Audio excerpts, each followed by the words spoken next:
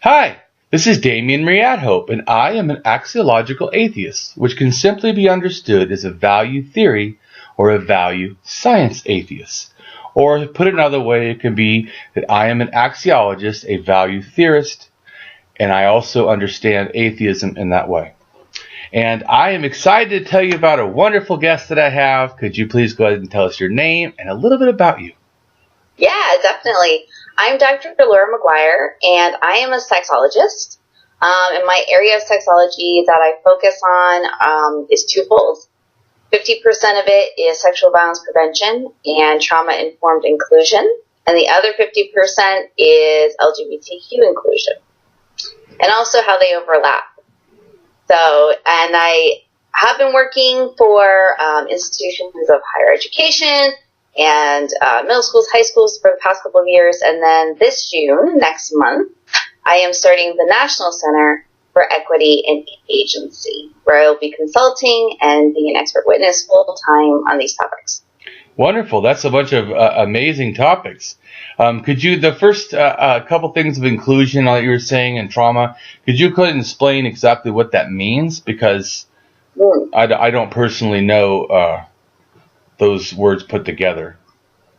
Yeah, so when we talk about trauma, a lot of times people think of just kind of the immediate crisis intervention, but it's so much broader than that. And so from my perspective, especially in sexology, it's about creating conversations around human sexuality that are trauma-informed, are aware of people's trauma, are inclusive of people who experience trauma, because a lot of these conversations aren't. Again, we kind of think, oh, something bad happened to somebody.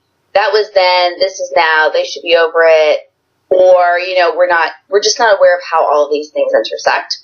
And so that's a big part of my work, is getting people to have that heightened awareness and create conversations that feel safe for people, where they can disclose or just discuss the complexities of their experience.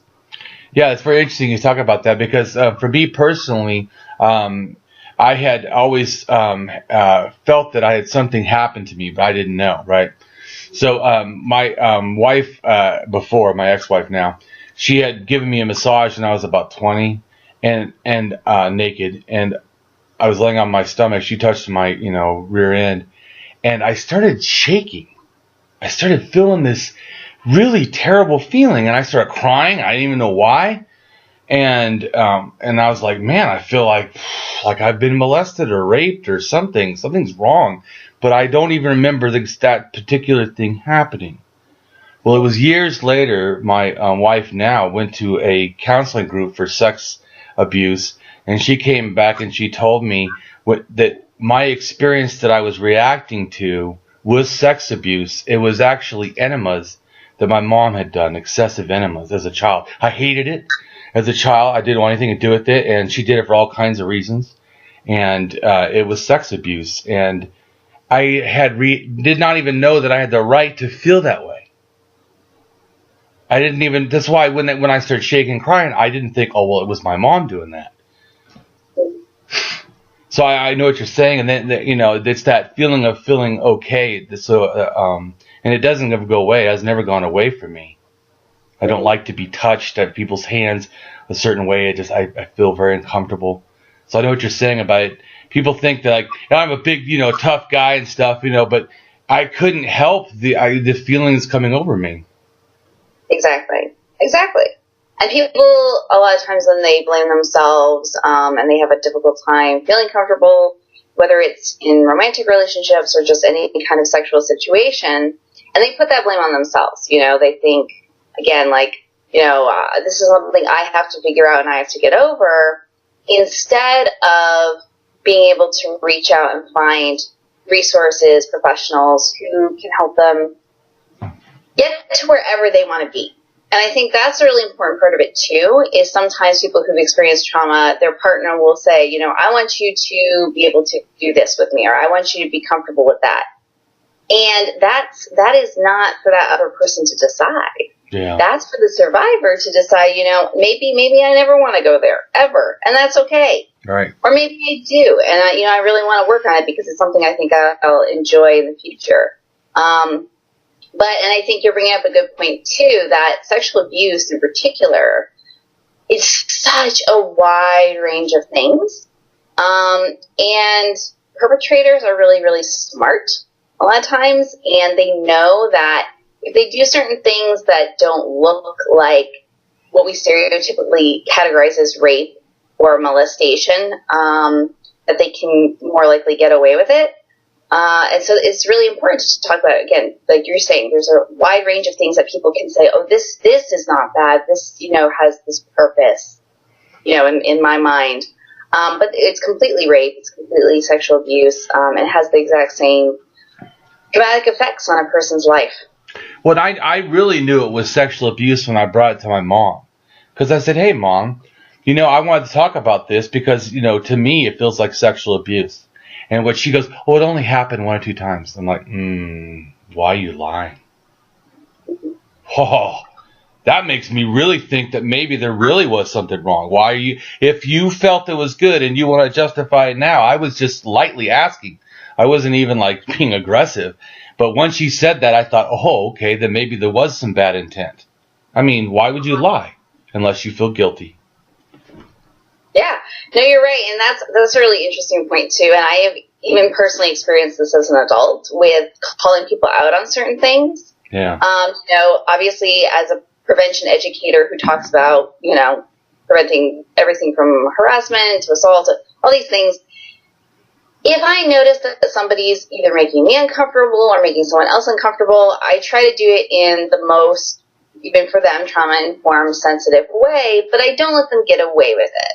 And it's really interesting to watch people's reactions. Yeah. If somebody is truly, coming from a pure and, whatever, like confused, it's not intentional, basically. Mm-hmm, right.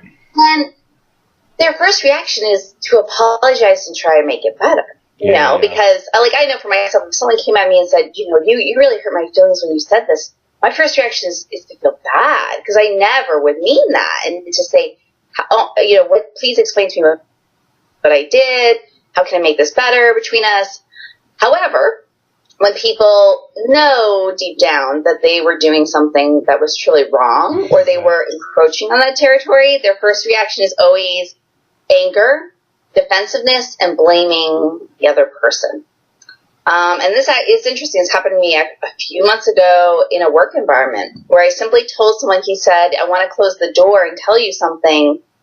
And I said, actually that makes me really uncomfortable. And the way you're acting right now, just be aware. I'm not afraid to put up this boundary with you. Right. And he got livid and, this is why men don't trust women. And what are you alluding to? And I'm like, yep, I was right. I was right. You had some kind of bad intention there. Well, and I think that, unfortunately, men have to take the brunt of it. I mean, men do 95% of all the sexual violence. Hello, you're the problem. I mean, I realize that we can be a problem. When people, in fact, I'm a big guy and I could be scary. I'm 6 foot, and I look aggressive, even though I'm not really trying to do that. But, I mean, I've gone to Michael's because I'm an artist to do, get crafts or whatever, but they don't assume that I would go there. So I've walked leaving the store, walked behind a woman, just maybe 15 feet behind her. And then she got to the door, but it was the wrong door. And she panicked that I was somehow going to get to her at the door. And I just stopped. And then she walked real fast and ran out the door, the other door. I just stopped because I go, you know what? I understand. I don't like it. It doesn't feel good, but I understand. And I have to be understanding because I live in reality. I live in the world that actually this is a problem. So I can't, to me, I cannot feel offended for a woman being scared of a man who looks scary and could overpower her. I would feel the same way, maybe. I don't know. So I try to be, like you were saying, I try to be understanding, even if I feel like I didn't do anything. Because me just walking in the store 15 feet behind you to also go out the door, because I see you doing, I go, oh, that must be the right door too. But I understand. So I think that that's the wrong attitude that he had. And I would tell all men, that's the wrong attitude. You should actually look at what is the world really going on. In other words, if a man says that, oh, well, I need a gun if I go to war. Well, if you're a woman, to me, you're at war now. Because the level of violence, 1 in 3 women get sexually abused.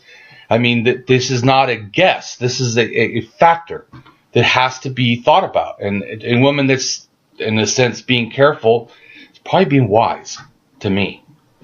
Right. Yeah. And I think you have a really good point that, and this has to do with so many different levels of privilege, that if you're in a situation where society, grants you a lot of safety, and you're interacting with people who have a history of violence perpetrated against them, that, again, if your intentions are pure, if you want to make the world a better place, then you're going to come at it from, how can I approach you so that you feel safe? What kind of space? What kind of, whatever. And it's even in our language, right? So a lot of times with these conversations, the foundational, discussion is we have to change the way we talk. We have to change the way we joke around. Yes. The music that we accept, the movies that we accept, and we say, oh, it's just a movie, it's so. No, that creates, the platform for the other kinds of violence that we see. Yeah. And, again, people will say, oh, everyone's so easily offended. Well, but if this is part of your history, if the structures have been unequal, not in your favor, for hundreds of years, thousands of years. Yeah, it's thousands. Why can't you? Yeah, it's thousands. Why can't you? Well, I do archaeology. That's why I say. I know. I can tell you when patriarchy started. I can tell you when it took the beginning of its heavy effect. I can tell you when it became its maximum effect. 12,000 years ago, to me, patriarchy starts with the separation of women as goddess and as regular women. So you have, in a sense, but goddess is split into 2 parts. One is sexualized, one is mother. And this, to me, it creates a real problem. Women are now 2 things. Women are not 2 things. Or in a sense, they're everything. You know what I'm saying? So because of this breaking in this, to me, of women, to where there's this, I think it's caused a problem from that time on. Because then by 7,000, you see that the burials start to be different. Till 5,000, they become completely different. In fact, Egypt, until 5,100, there was only female figurines buried in graves. After that, it becomes male. And a male has a beard, distinctly male. Anyways, but so then by 2,000, women's oppression becomes full force. Because even at 4,000 and 3,000, there was women who were queens or empresses of countries. So I mean, in fact, 4,000 years ago is the oldest women's rights document. So it shows that there was never this massive patriarchy that then comes later. It just becomes fear, oppression, control, and so yeah, it is a big problem. It is, and again, it's that question of, how passionate are people, how dedicated are they to being aware and trying to make things a little bit better for people who, will continue for probably hundreds more years. No matter how much work we do, it's going to take a long time to fix it. And so all these little micro, efforts count. But there's a lot of people who feel like that's a burden on them. And one of the things I say to people is, equity feels like inequality when you've always been in a position of power. If you've always been up here and everybody's been down here, well, to make it even, you're going to have to shift down a little bit. And people feel that. And it's not that you suddenly become less. It's that you simply had to shift to make things equitable and equal. But that feels like, oh, I'm losing my rights, because now I'm aware of other people who never had these rights. So it's an interesting thing. And again, really all these conversations are super new to, our planet as far as, as much as people can remember historically in their mind, And you're right. We go farther back than that, there's actually a lot of equality and a lot of social justice, but that's been written out of most people's, history books, so they're not aware of it. Oh, I'm not saying that because it was back then somehow we shouldn't do it now. No, we should be going, my gosh, what the hell happened? How did we start with equality at 9,000 years ago? And then all of a sudden now women are barely fighting. Do you realize even Aztec women could actually divorce? I mean, you barely can get some of that mentality today in parts of Mexico with so much machismo and all that. And women's rights being almost to nothing. It's like, well, how did that happen? But I think that it's not been a fast thing. The thing is that it's been a slow ticking away. And to me, that has to be the same thing. We have to tick away at it now. Every little piece matters. Why? Because every little piece is what got us to here. Yeah, exactly. No, I totally agree with you. And I think a historical and cross-cultural perspective, and when I'm talking about, injustice, I'm talking about all kinds of injustice. It's not just the ones that, I focus on, because they're all connected too. Racial injustice and generational poverty and sexual violence and LGBTQ exclusion are all, connected through the same mentality and beliefs. And so if we start breaking down one, we start breaking down the other problematic behaviors. And yeah, you're absolutely right that, the more people understand from both a cross-cultural and historical perspective that this is not the way it's always been, right? That's the argument. But it's always been that way. Wrong. That's just not true. No, very wrong.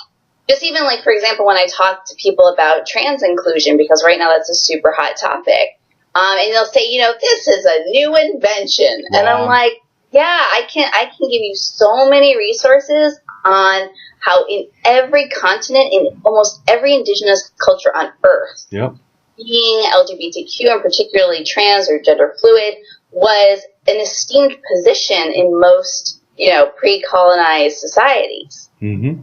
This is not a new thing. It's just that people are starting, because we've made some progress, to be more open and start to come out and, talk about their experiences. But a lot of people, again, in mainstream Western society still think all of these different topics are something liberals are just making up because, I don't know, we're bored or something. No, because I was going to say, when you were talking about that historically, the goddess Iana cult in Babylon, it was preferable that you were a eunuch, you were transgender, intersex, gay, something different than heterosexual. Because the goddess Iana cult was about the goddess and was not about, in a sense, that kind of, it wasn't about having sex with the goddess itself. It was about you showing allegiance to, just like the bull cults, and sometimes the people would cut off their genitals, the men, to be totally given over, in a sense, to the bull cult. But the point I'm saying is, so it's not a new thing. Being transgender, but it's not new. They did that. In fact, even like the queens of Egypt would have to be, in a sense, cross-dressers to be a pharaoh. And that did happen. They would actually wear a little fake beard they would tie it on, and then it was okay. As long as you transgender, then you were the other gender. So the mentality that there's a new thing, wrong. Right, exactly. And and again, it goes even like back to these topics of sexual violence, where we're hearing this a lot with the Me Too movement, where there are a number of people, and sadly it's people of all backgrounds, all genders, who say, I don't think this was that big of a problem years ago. And I mean, I'm sure, for us and for a lot of people who follow you, that sounds almost hilarious, because, you would think you'd have to be aware. Of course, this has always been a problem. People didn't have a platform to speak out. But again, there is that perception that, this is something made up, or, even with children's safety, right? We have this misconception that kids are so much more, unsafe nowadays and more abused. No, we just talk about it for once. Exactly. So I think, just having places, whether it's, things like this or, actual physical spaces where people come together and share their stories. People are so hungry for that, because, I meet people who are seniors who are like, wow, you talking about sex and trauma and, just all forms of healthy sexuality. I've never told anyone this, but, 70 years ago, blah, blah, blah happened to me. Yeah. But it just never came up. No one gave me, not in my family, not in my community, a place to talk about it. Well, the worst thing to me about sexual violence is that we put down the victim when we should be hating the perpetrator. Right. I mean, it's complete victim blaming. And just like the fact, well, get over it. I mean, that's victim blaming right there. What? Why should they get over it? I mean, do you to go up to someone who's been to war and has PTSD? Oh, get over it. Mm-hmm. Yeah. No, you're right. And people do still very much blame the victim. But I think there's another really interesting side of that still isn't discussed a ton, which is the kind of relationship and social dichotomy of, perpetrator and victim, and ignoring the fact that many perpetrators are victims. Yeah. I work with both, and I'm a little bit controversial in the advocacy world for that, because some people think you can't, you have to pick a side. But one, it gives me, I think, a more holistic view and perspective on how to prevent violence if you understand where the perpetrators are also coming from. In their mind. Well, to clarify, I still blame a person who's a perpetrator. I will understand, not explain away their perpetration, no. But I will understand that there's a deeper thing involved. But I do not stop, for me personally, that they're a perpetrator. You are accountable for your actions at all times, in all ways. But that doesn't mean that I can't have understanding. Just like when we have different degrees of murder or whatever. I mean, right. But so just like I think that personally there should be different degrees of sexual abuse. I think that some stuff done to people that are, children or more in a vulnerable state, I think that's a deeper violation. And I also feel like there's a shotgun effect, that things that happen in your life at a young age ends up spreading out as time goes by, and it becomes encompassed all of a sudden at everything in your life. So the longer back that you have the abuse, the more life stratifying it is. Yeah. Oh, definitely. And that's tough. I mean, it's such interesting things because on one hand, yes, we know that certain kinds of trauma impact people neurologically to different degrees, and you're absolutely right. When it happens while the brain's developing, then it's more acute over the lifespan. However, I see the flip side of it, where people then don't get resources and they don't feel empowered to get help or tell their story because they play what I call the Survivor Olympics. This person has the worst trauma, and this one has the middle trauma, and this one has the least. And it's there's no way to categorize it really, because just we don't completely understand why people even, compartmentalize or process things better than somebody else. There's so many factors in that. So one person can completely destroy their life, to another person, they seem to bounce back from it in a different way. And we don't want people to feel if you've heard a worse story, quote unquote, well, who says that's worse or better? It's all trauma. It's all horrible. We don't want people to, again, push things down and say, it could have been worse. So, I'll just deal with this for the rest of my life. No, you deserve resources. You deserve. I believe that everyone deserves help. I think that people that think that they're fine probably need counseling. I mean, right. Our life is not, in other words, that our bodies are actually not supposed to be at this level of stress that we in today's society put ourselves in. Normally, there's you hunt and then you sit back and then you relax. And there's a lot of relaxing where we spend a lot of our times being in more anxiety. I'm just saying that, so it's not even healthy, for evolution of what we've come to. But I think that the issue also is, to me, is that there's not one kind of PTSD. I think that, in other words, some people can have a traumatic event. PTSD gives them DID, dissociative identity personality. But I think other people like me, what happened is I became kind of sociopath, kind of cut off. okay, feelings suck. Let's just stop feeling feelings. But that's really caused a lot of problems in my life now, trying to come back from that. Mm-hmm. But it's a different. I wasn't just literally from the sex abuse. I had a lot of physical abuse. I was hit by a 2x4, my tailbone broken. I mean, a lot of starvation. I don't want to go down. There's tons of stuff. Very extreme things most people not been through. But to me, it really made me cold. It made me. I had conduct disorders as a child. I was super bad, super aggressive, very violent, hated the world, thought everything was plastic. So, if someone could say, "Oh, well, see, I'm not affected," because it looks like I'm not bothered by things. Actually, I would say it shows I'm deeply affected.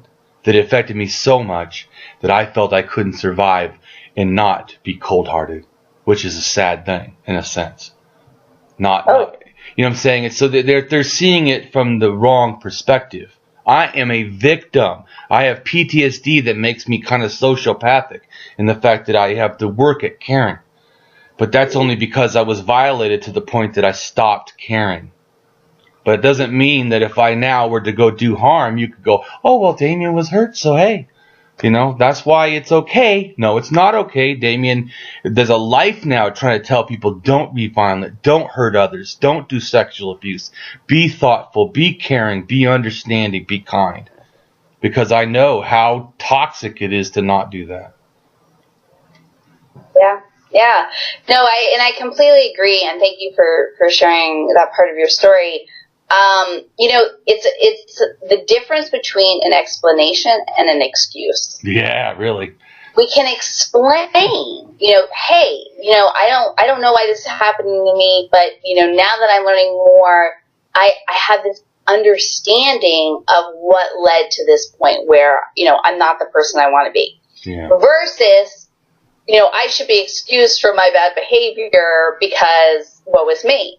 Yeah. And I think that's some of the backlash, again, that I personally get when I work with everybody is that they're like, oh, are you making an excuse? And I'm like, no, but we cannot lock up every quote unquote bad guy and throw them away. They have a story. Something led for them, something happened that got them there. And the more we understand it, one, the better we can be at preventing it. And two, there are a lot of people who are not at extremes, but are on a very, very bad track. And one, they do want to make things better. They do want to understand what they did wrong. They do want to get help. And I very much believe in restorative justice. I think, there's a lot of incredible positive people who are buried under a lot of trauma that comes out as hurting others. And again, society likes to make things black and white. This is a good person, this is a bad person. No, most of us are very gray, Yeah. And so that's where my passion comes from, is making sure that everybody has those tools to be successful. And then, yes, they have to be accountable. There will be consequences. They have to atone for what they've done. But as long as they're willing to do that, it's not hopeless. Oh, yeah. I think I'm living proof it's not hopeless. Yeah. I mean, I was super violent, and now I'm not. I was thoughtless, didn't care about people's feelings, only myself, super selfish, and now I try to care about others. I mean, because this is 20 years of counseling. It's not like magic drop happened and all of a sudden, I saw the light. No, I ended up almost going to jail and all kinds of problems before I became willing to go, oh, wait a minute, maybe I can't keep doing what I'm doing. Yeah. What was the catalyst for you? What was kindness, it that made you... undeserved kindness. Undeserved kindness. I had just beat up, I had wrapped the blanket on the guy's head and beat him up in his sleep. I woke him up that way because I didn't like how he had woke me up the day before. So I did whatever I wanted. And they told me that I had already made knives out of the ceiling vents. I was in like a detention center. And they said that I was on homicidal awareness. They were afraid that I was going to hurt people. And she said, everybody there's this female feminist counselor, which I now know she was, but I didn't know then. I didn't know what was going on, really. But I had all these doctors kept talking to me and stuff. I just hated them all. I wanted to freaking kill them all. Didn't care about nothing. Anyways, so she comes in, though, and everybody was always I was aggressive. They kind of like tried to be, dominating of me. She came in and didn't do that. She came in and goes, I think no one's ever really listened to you. I mean, I was like, what? You know, just, I mean, I was not expecting that. And she said, everyone wants to send you to Brea Psych, 72-hour lockdown in a straitjacket. That's what they want. And then they're going to do, you know, supervise whatever, some kind of, you know, very extreme stuff. But that didn't scare me. I was fine. Try to put me in a straitjacket. I will kill one of your interns. And that's not a problem.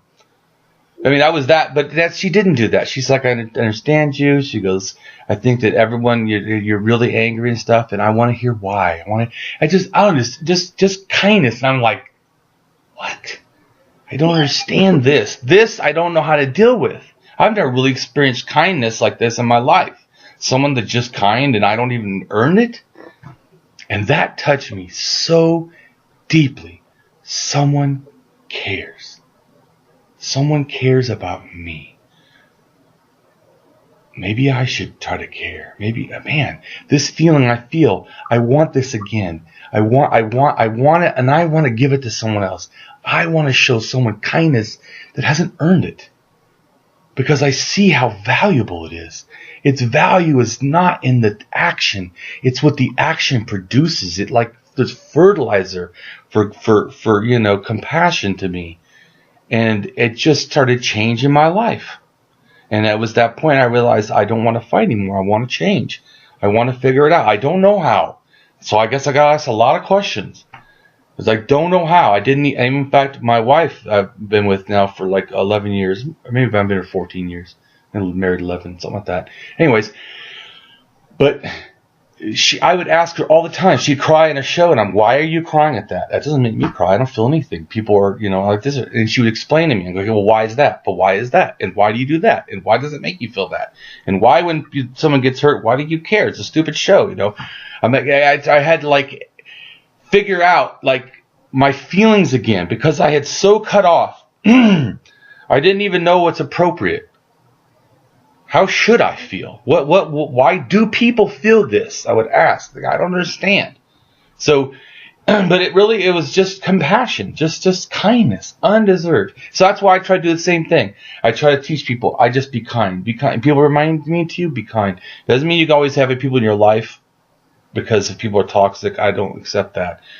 But I still do it in an ethical, kind way, or I try to. And that to me is the biggest thing. That's why it's so important to me. And people think it's no big deal. It's not a secondary thing to me. It is the thing that changed my life was kindness. Yeah.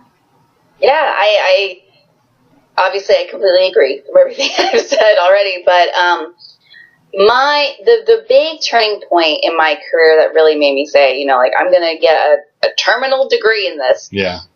Was working with, I worked at a school and then a system of schools that was partnering with the juvenile justice system. And it was for teen girls who were either in the system or about to be.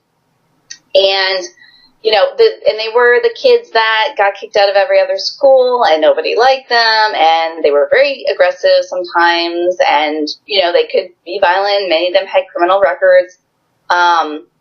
And again, society liked to put them in the lost cause category, just like you experienced. But they are, I'm very close with many of them still, some of the smartest, most resourceful, most deep, beautiful beings that I have ever had the pleasure to know.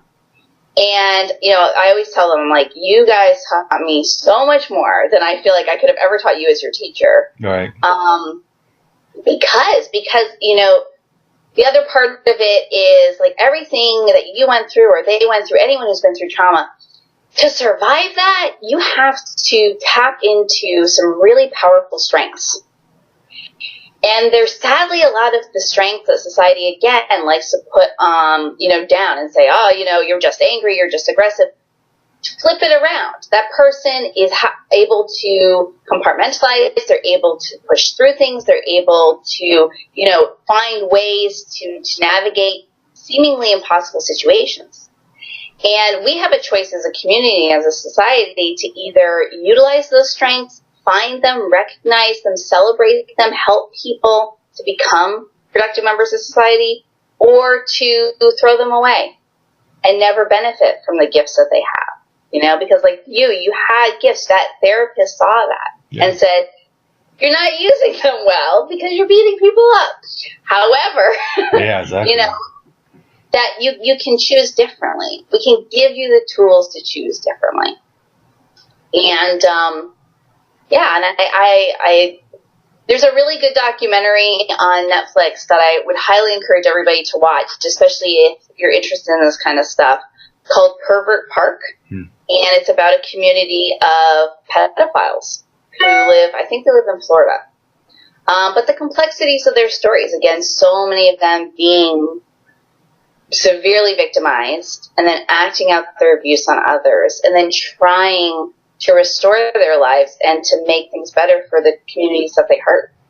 And again, not an easy thing to watch, not an easy conversation. It's easier to just say, you know, oh, I hate them, and, you know, there's only, you know, people to feel bad for and people to hate.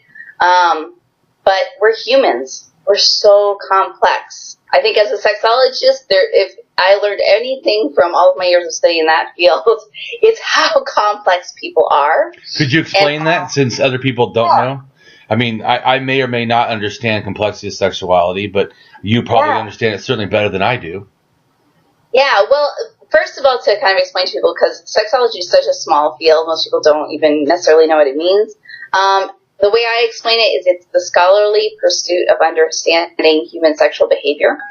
So, you know, again, looking at it from a scientific perspective, not an emotional, religious, cultural perspective necessarily, you know. We do study that component of it too, how those things factor into our sexual development. But it's trying to, again, look at it from an academic, pragmatic standpoint. Because sexuality is a science, just like, you know, anything else, just like we study the heart, we study the brain. And so we're super complex in that area because there are all these influencing factors. You know, we have our culture, we have where we were born, when we were born, you know, our family of origin, the communities we grew up in, you know, religious doctrine, all of those things go into, you know, influencing how we then process our human sexual experience. And everybody has a human sexual experience. Even if you're asexual and you have no interest in having a partner, you still are a sexual being. You know, it still is a lens through which you're viewing the world. And so a lot of what I do, actually all of it in all these different realms, is helping people to understand those different perspectives and be able to process within themselves, you know, then what is my ideal healthy state? Like, and breaking down shame. Shame is definitely a form of violence, you know. It is a form of psychological warfare. When you make people feel like they're disgusting and they're deviant and they're bad, then you get to control them really, really well. And that is why a lot of organized religion loves to shame sexuality, because we are all sexual beings. If I make you feel horrible about that, you're pretty much going to do whatever I tell you. You know, to make that up to me, aka, you know, the God I'm referring to, or even the political system I'm referring to, you know? Well, it's on that note, what's also interesting is all monotheism is monotheism. Mm-hmm. All of it. Once, in a sense, that happens, that you get at the one God, you know, at probably somewhere around 3,000 years ago. The idea of that even beginning, but to me, it really goes back to the same thing that those people were loving themselves. Really, they were men wanting to be the ultimate power. They were not. It was not. You know, it became a religious concept simply because it was more productive for them to glorify themselves, the warrior, and all that thing that came with it.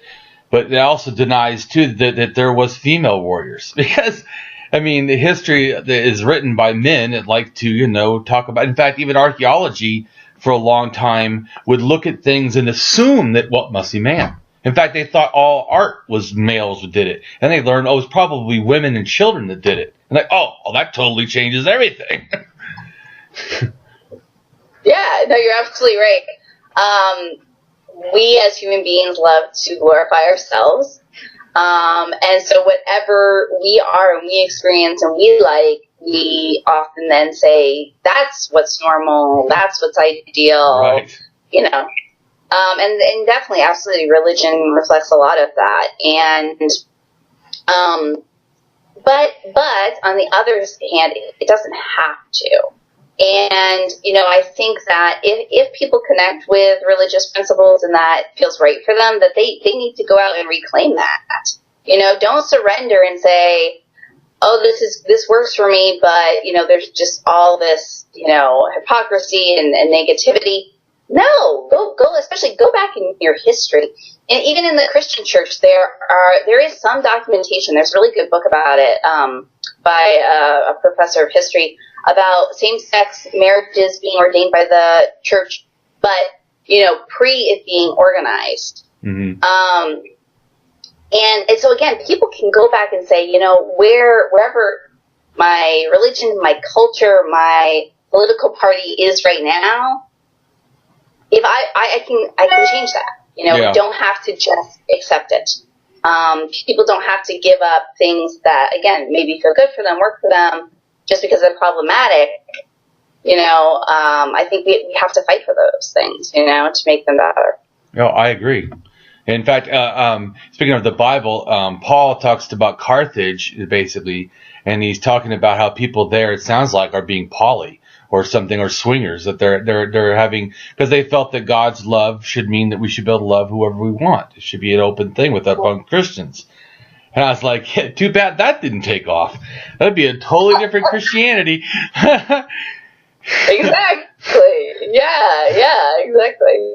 So, but I don't think that religion is anything but what people make it. So, I mean, people can decide it's not homophobic. They can decide it's not sexist. I mean, certainly. I think they should. I mean, if you're going to have it, at least not be, you know, toxic against, you know, things of reality. Right. Exactly. That's a really interesting thing for me. The past couple of places I've worked, I've actually made these really good connections with our different religious leaders and communities. And the reason I reach out to them is because I know that they are going to be on guard against a lot of things that I'm standing for. You know, so, you know, yes, I'm a sexologist and I write and speak about my identities, and I'm queer and I'm, you know, multiracial and multi-ethnic. And so a lot of these beliefs that I have and the things that I stand for, it kind of puts them on edge sometimes, that, you know, I'm going to come at them as, you know, it's me versus you and you're the problematic thing and, you know, I need to fix your belief system. So I reach out to them and I say, you know, I don't want to be divisive. I want us to work together. But then those conversations as they evolve become really complex, because at the end of the day, the foundation for everything I'm doing is logic-based. It is, you know, okay, if we look at this from a research perspective, historical perspective, you know, we cross-examine, we say, what is the ideal outcome? Why would that be the ideal outcome? How do we get there? Whereas a lot of what they have to stand for at the end of the day is, my church says this, well, my religion says this, so I can't go against, you know, this particular doctrine. I can agree with you on some parts of what you're saying, but on the things that we clearly have something that says no, then I just have to say no. Right. And that is for me very frustrating. And I hope that people, especially young people, see that and take it on, you know, and say, well, then why are we writing down that that's a no? Why are we standing against this? If there's, you know, nothing logical to base that upon, then what's the benefit? Well, the benefit is we're sticking to our guns, like, you know, that's not really a good thing. Yeah, I agree. When it comes to religion, I have obviously, since I'm fired by an atheist, I constantly deal with religious people. And I think that for me, my goal is to show them what the, like you said, the archaeology is. I mean, there's not a guess when things, started or did, and then like you said about behaviors, that there's not some uniform. There was never a uniform anything. I mean, look at the fact, speaking of Christianity, I always bring it to their attention, there is 41,000 sects and denominations of just the Christian religion. Mm-hmm. So, obviously, everyone's not thinking the same. Right. What I'm just saying is, so there's not some monolith idea. No. In fact, there's 154, versions of the Bible in English alone. What? I was like, you got to be kidding me. So obviously, everyone wants to tell it a little bit from their own perspective. So to me, I think that, like we were saying, that that the people, to me, can choose. There's not just one look real quick to tell you, even Hinduism, there's not one Hinduism, there's not one Islam, there's not one, Sikhism, there's just not, even the world's religions, even if you follow them, you can in a sense choose somewhat. I feel that, of course, because look, it's that they themselves are agreeing there's not a one thing fits all. Right. Yeah. Exactly. And I think the hope in that is that then, again, people can take things, they can look at the world more pragmatically and say, how can I blend, what I believe spiritually with, what I want the world to look like, based on these very logical principles. Right, and if it's a real spiritual thing that's supposedly good for the world, then why would it be counter people doing what's good for themselves? I mean, if they're not hurting others, I think that has to be.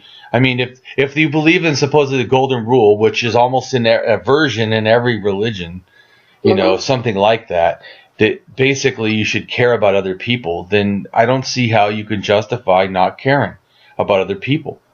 I mean, but I don't need religion. I don't need those ideas. I can simply look at the world around me, see need, and understand that if we don't work together, we all are going to fail.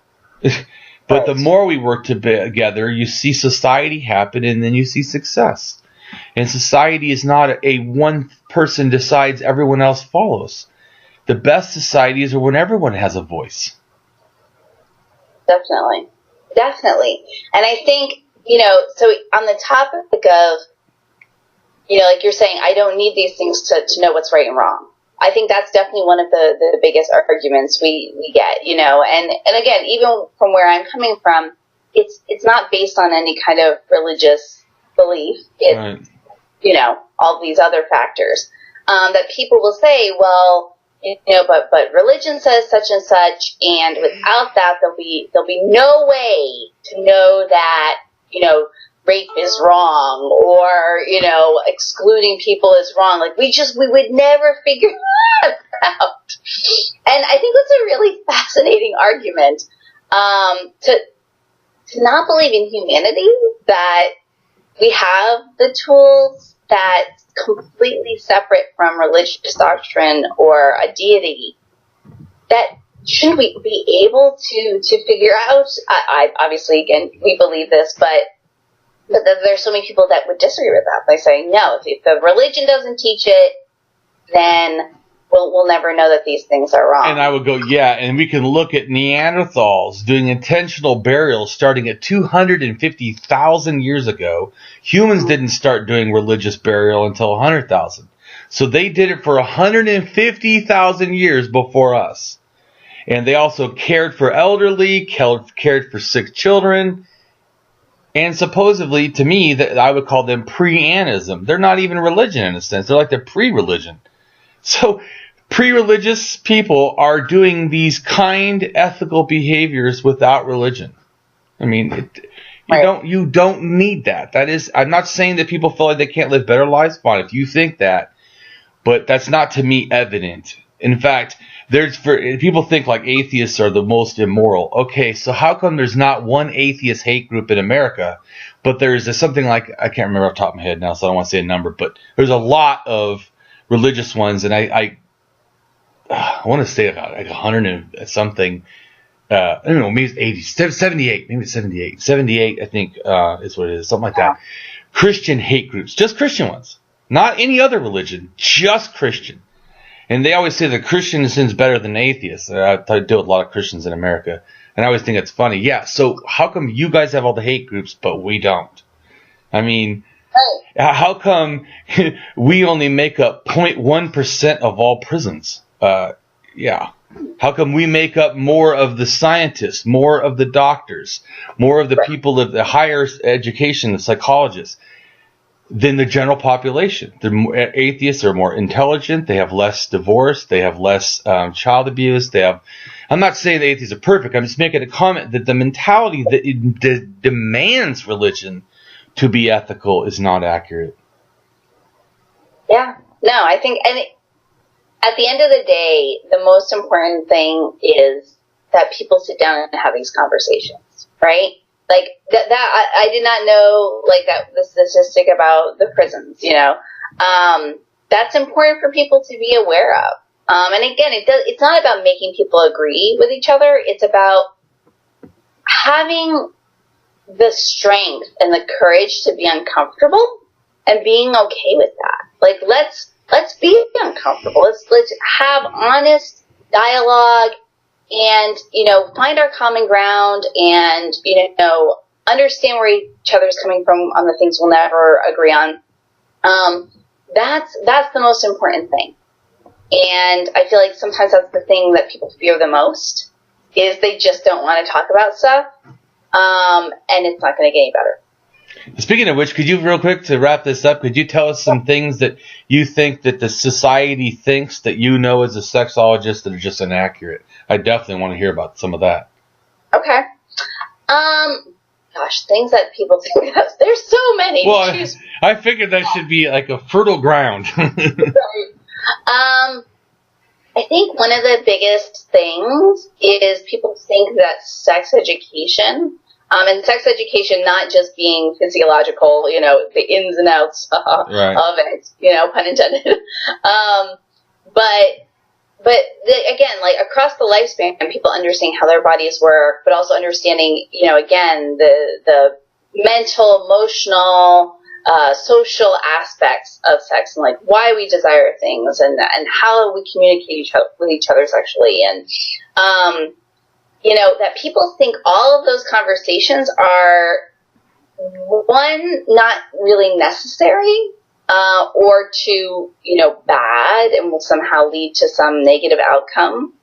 And so I think that's one of the biggest things is, again, like I was saying, having these conversations. People don't want to have conversations about sex. They don't want their kids to have it. They don't want their parents to have it. They don't want themselves to have it. And, there's a lot of really wonderful organizations. The World Health Organization, even the UN has discussed it, where they say comprehensive sex education is a human right. It is not a human luxury. Like, oh, it'd be nice. No, you have a right to understanding these things. And then I guess the flip side of that, and the other very common topic, is just sexual shame. That people feel bad. No matter what it is, it could be the most vanilla, and vanilla means like, simple, thing that we think of sexually, kind of mainstream. It could be the most vanilla thing, and it eats them up inside. They think that somehow it makes them a worse person, or, again, it's gross. And I think all those things are connected. I think if we talked about sex more, people feel obviously a ton of less shame. We also know from research, and this is really important, that the more comprehensive sex education somebody gets in their life, the less likely they are to be victimized or to perpetrate sexual violence and domestic violence, and that even if they are victimized, they're far more likely to report and get help.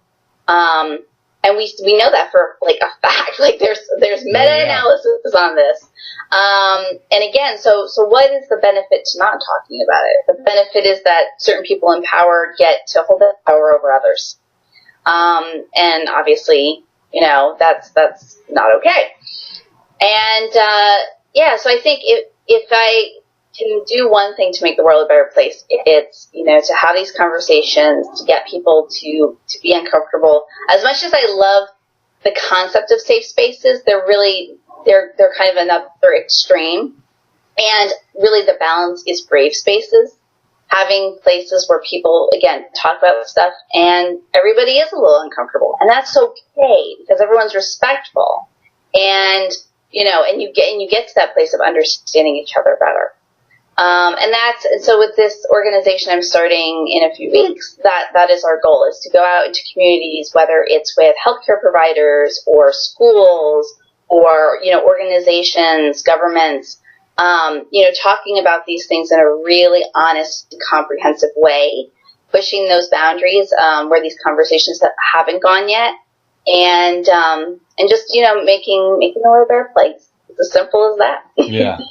I would say I do support safe spaces. I would support brave spaces. I mean, I think that it's not an either or for me. I mean, I've been a victim, so I understand that people have feelings they cannot control. I know I watched a show called Head in the Box.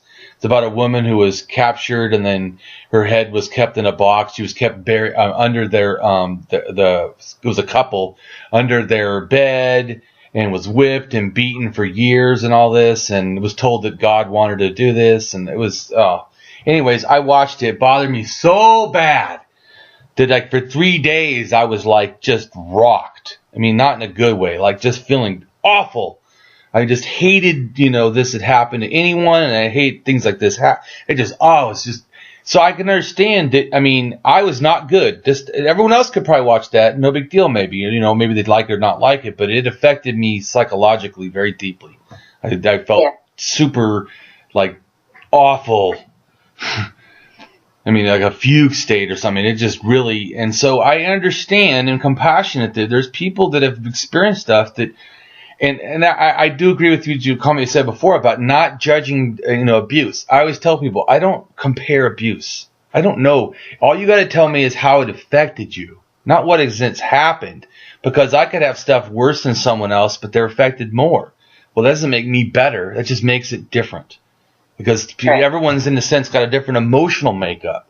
My wife is super emotionally sensitive. Well, I'm kind of not. But I understand that when she gets overwhelmed, well, if I was a sensitive person, I probably would too. So I realize that how I view and experience the world, my whole phenomenology is different. I'm not experiencing it with that. I see people like her as the volume is turned up. So everything sounds loud. And mine's turned way down. You can make a scream and I hardly notice. So, but that doesn't make me better. It just makes me different. And so I do know that some people need safe spaces. Some people have been victimized and are still being victimized and are experiencing trauma that every rest of the world, in a sense, cannot understand. They like I said, people go watch that movie, no big deal. People made the movie, probably no big deal. For me, it was trauma. I felt like I was raped watching that movie. I mean, it was awful. So I know that everyone's experience is different. And I always try to be compassionate and not go, how I experience the world is how you have to. Right. Yeah. Thank you so much for having me on. Yeah, I appreciate it. And I appreciate your time. And I thank you for all you're doing and educating people. Wonderful. Thank you so much. And everybody, I appreciate you watching. And see you next time. Bye.